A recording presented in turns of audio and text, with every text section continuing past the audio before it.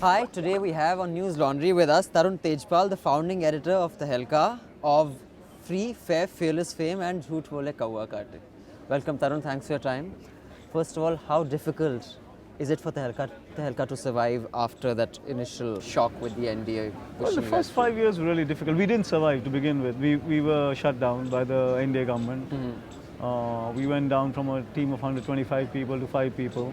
Wow. And the website closed down, everything closed down, the offices went. So for 3.5 years, we were pretty much in the wilderness, basically battling the government propaganda, the commission of inquiry, the cases, the dummy cases that we put against us. We came back in 2004 as a weekly. And it's been a huge battle since then to survive. It's much better now. So has your perception of news changed? Did that experience at any point make you say, you know what, maybe you can't go into this battle all guns blazing? No, I don't think so. I think it did the contrary, in fact. I think the Tehelka experience was a deepening experience. First of all, it took me away from the zone of comfort that most English journalism in India exists in.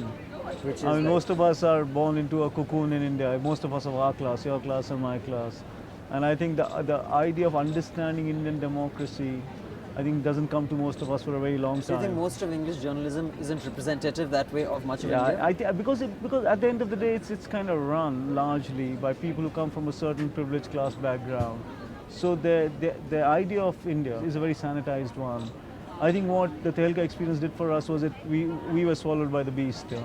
So we went into the belly of the beast, and I think for me, the 17 years of journalism I had done before Tehelka, whereas nothing compared to those 3 years of battling the government, because I began to understand the true nature of Indian democracy, of India, of what we are really up against, the real issues you're at saying play. Nothing has changed. You don't feel that a certain amount of compromise would have to be made. One can't have such a puritanical view of governance, of industry. No, I'm saying exactly the opposite. I'm saying the experience of Tehelka taught me what the real issues in this country are, how complex this country is, and how for all these years, fundamentally, me and people of my class live in a bit of a cocoon. They have a very sanitized view of things.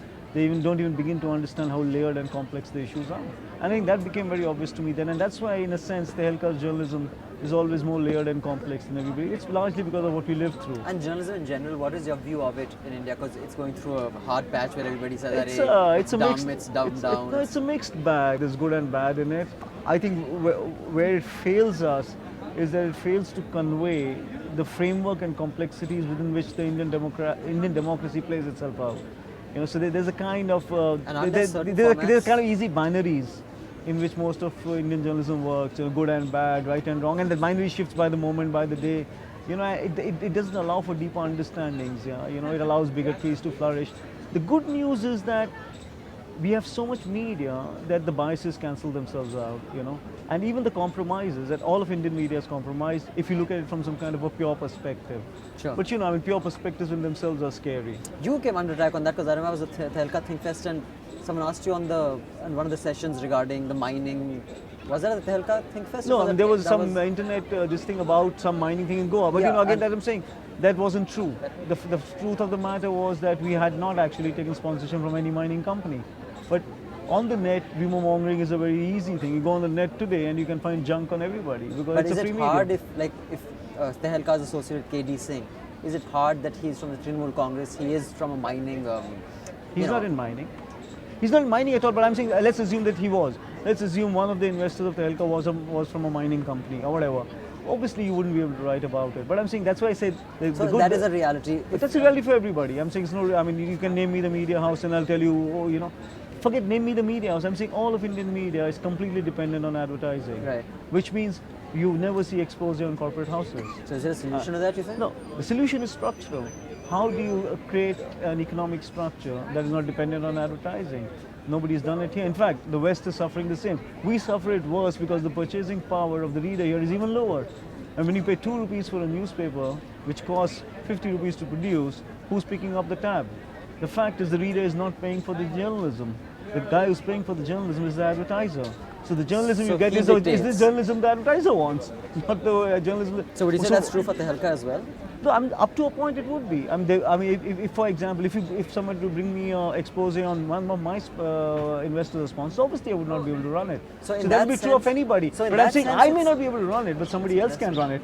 You get my point. Okay, so I'm saying that the truth of the matter is that. But don't you think that won't happen because in India, amongst publications and channels, like I was interviewing someone from IBN today, and we've interviewed Barkha earlier, they will never say, yes, such and something is right, but a certain channel or a certain, we say someone else will do it, but someone else might not do it because amongst publishing houses and no, channels, they may not do it about. They may not do it about the publishing house, but they would do it about maybe the supporters or a backer of a publishing house, or they may do it any case over but a why corporate. do you think they treat each other with kid gloves? I think it's just a kind of a fraternity thing. Yeah, I would imagine that. I remember once we did a very big story, which was not even directly about one of the television houses. They were tangential to the story. But I remember how upset the television house was with us. And you will not name them out of the same courtesy? Exactly, out of the same courtesy. You think it's courtesy or you think it's a fraternity courtesy. It's a fraternity courtesy. It's nothing more than that. Do you agree with it? And do I agree with it? Not entirely. But the way I rationalize it and validate it is by saying there is an army of wildlife out there which is waiting to be hunted down. I don't need to start hunting my own brothers down first. What I'm saying is there is so much amiss in this country. There's so much wrongdoing. There's so much that needs to be exposed, or so many whistles that need to be blown. You don't need to start at home. But when ownership structures become very complex, when politicians, industrialists like the Reliance takeover of not a takeover but buying into, when it becomes so complex, then at some point or the other you start staying away from more and more people. Isn't that unfortunate? I'm saying, but you got to hope that when media is as plural as it is in India, and there's so many modes of media production, there's television, there's newspapers, there's magazines, there's the internet. When there's so many modes of media production, that someone or the other will be always able to. So I may not be able to blow the whistle on my guys, but I can blow the whistle on your guys, and you can blow the whistle on my guys. I'm saying plurality itself. And you think that will happen? It's how it happens all the time. So there are publications that are very, say, pro-right, pro-BJP, and there are publications that which are very pro-Congress. But so you can always bank on them blowing the whistle on the other guy. So so what I'm saying is the safety valve is the plurality, and that's what we've got to somehow be able to protect always.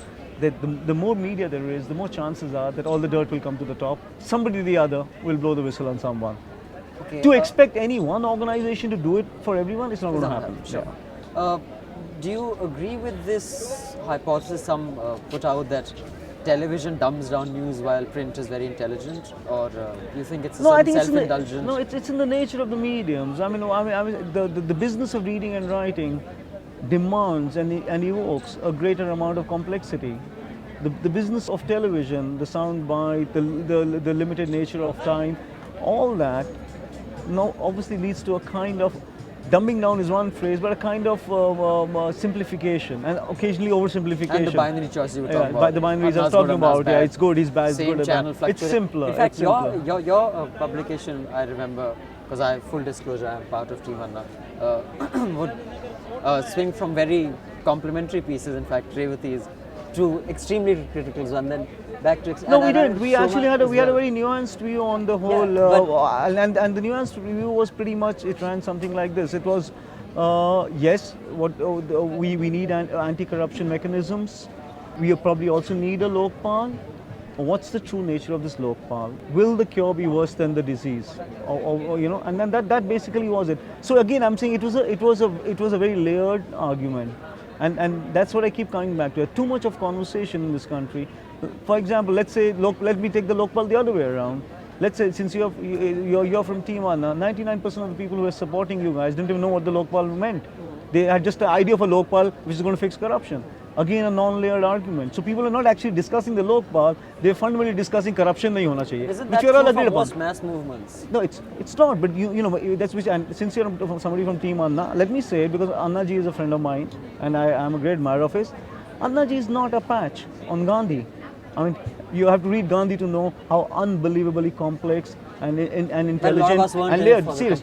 No, you have to read him. I'm saying you have to read him. What I'm saying is, it becomes a mistake when you deal in simplicities, because sooner or later the simplicities also hit back at you, and that's how the movement has gone. So if there are 100,000 guys here, it's a great movement. But shit, there are only 100 guys here, it's a lousy movement. which is not true. The argument is a complex argument, and I mean, I have said this as a writer, not just as a journalist, but as both things across the world again and again, that contrary to what most people always say and believe, that simplicity is a great thing, I actually believe complexity is a fantastic thing, and complex things should be approached in a complex way. And so even though we have done a great deal, we probably do more anti-corruption and more pro-justice journalism than anybody else in India. And we lose friends, we lose resources, we lose advertising for that. But we always try and remain complex about the issues. I mean, on stuff like that, if I may, after the Radia gate happened, I believe Tatas don't advertise with Outlook anymore. Yeah. Vinod Mehta went on record and told us that. Have you ever come across any such encounter where you did a story and no, we've lost advertising many times. I mean, not to name anybody, but it's a struggle. First of all, advertising doesn't flow to us because nothing about Tehelka is corporate, you know, and nothing about it panders to kind of a lower discourse. So there's no tit and ass, there's no cut and paste, there's no crowd pleasing stories. I mean, the framework for all Tehelka journalists is pretty clear. They know what they're doing. Not attractive to advertisers. So I'm saying, so for us, we have to hunt down people who want the brand rub off. So we need to keep hunting down brands who will either support us because they loosely like what we do. And as a journalist, which are the journalists who you really appreciate, admire, whose work you think is very good? No, again, I'm not going to name you names, Vinandan, but there are a lot of good people working in Indian journalism all across the board. If I despair, if I despair for something, I despair for the lack of enough inspirational leadership in Indian media today, because I actually believe that the young journalists are very, very. Who are you inspired by? You know, I mean, fundamentally, my personal source of inspiration have been either writers or political statesmen.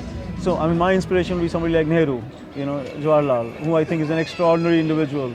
And we don't have the country we have today if we factored Jawaharlal out of that. I mean, all the fundamentals, all the modernity comes to us, and democracy and liberalism comes to us with a man like Nehru. And he's there long enough to make sure it survives. So a lot of what we see around us actually draws from him and all the founding fathers. Among writers, I mean, there's a whole slew of writers that are important to me, from George Orwell to Franz Kafka to Cervantes.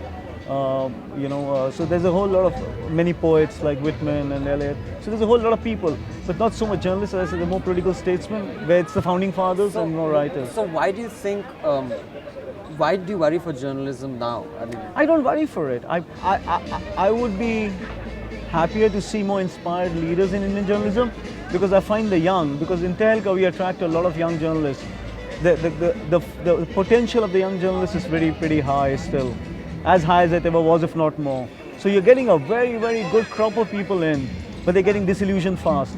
So they either get out of journalism, or they start doing other things, or they never rise to their true level. And really, I mean, most businesses are inspirational, and journalism is no different. You know, so you really need a quality of lead, whether it's politics or journalism. And you see things getting easier for Tehelka as you go along? Oh, they have, absolutely. I mean, easier largely because the traction for the magazine has been growing dramatically. I mean, its traction on policy making, on decision making is huge.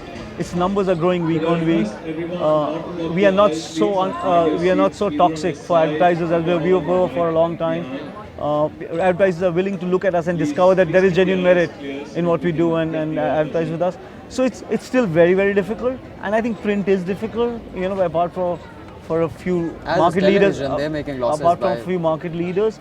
So I think there is also a case for structural change in media, you know, but why would the politics of this country want structural change? I mean, they would rather have a media that remains a little infirm, because then you can control it better. I see. Well, with the hope that it becomes less infirm, thank you so much for joining us. All the best, everyone. All the very best.